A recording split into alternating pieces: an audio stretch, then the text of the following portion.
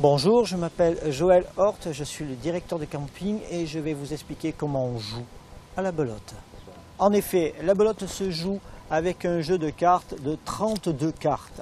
Vous avez à la fois du trèfle, du cœur, du pique et du carreau. La belote peut se jouer soit à 2 personnes, 3 personnes ou 4 personnes.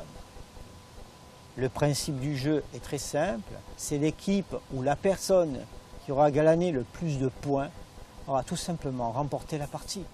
Il est bien évident que le jeu va être mélangé pour être redistribué afin de pouvoir jouer. Chaque joueur aura au final à chaque fois 8 cartes en main. Donc dans un premier temps, je vais vous expliquer la valeur des cartes avec ou sans atout. La manière de déterminer l'atout, nous le verrons un peu plus tard. Donc, dans le jeu hors atout, la valeur des cartes est la suivante. L'As, qui est la carte la plus importante, vaut 11 points. Vient ensuite le 10, qui vaut 10 points. Le Roi, qui vaut 4 points.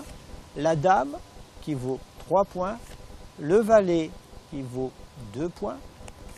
Le 9, par contre, 0 points, le 8, 0 points et le 7, 0 points.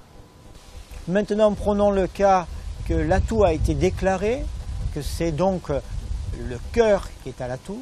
Les valeurs des cartes changent quelque peu uniquement pour la coupe à cœur, pour tous ceux qui ont des cœurs. Regardez bien. Le valet devient la carte la plus importante à l'atout, elle vaut 21 points. Le 9 vaut 14 points. L'As vaut 11 points. Le 10, 10 points. Le Roi, 4 points. La Dame, 3 points. Et les autres cartes, aucun point.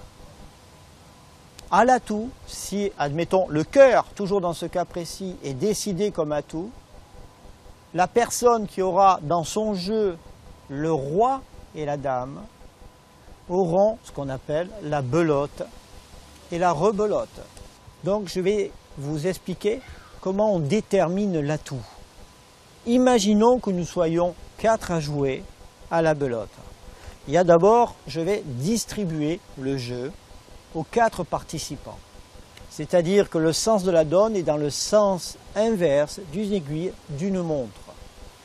Je vais distribuer 3 cartes à une personne, 3 cartes à une autre, 3 cartes à une autre personne, et je vais me donner 3 cartes.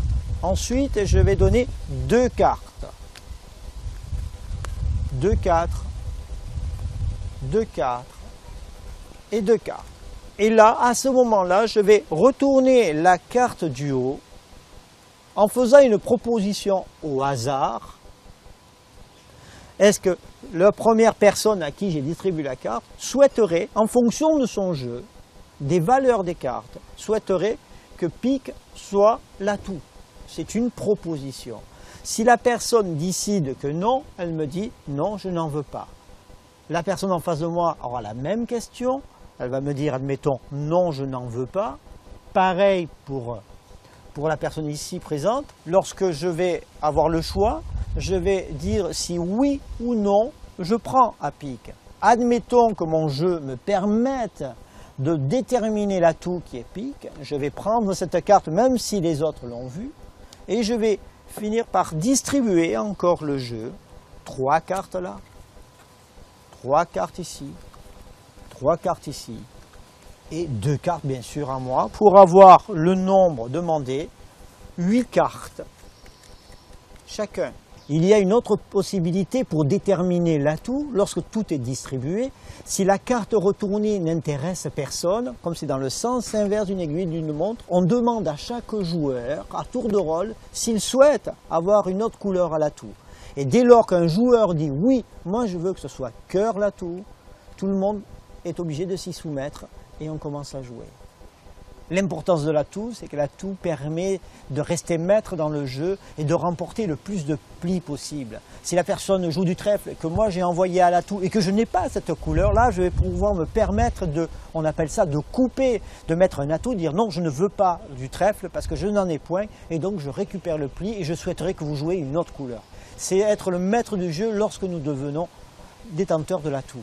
En conclusion, il est très difficile de vous expliquer en quelques secondes comment nous jouons à la belote. Le mieux, c'est déjà d'y participer, de jouer avec des gens qui connaissent bien le jeu. Vous allez voir, vous allez partager de la convivialité, du plaisir, des sourires.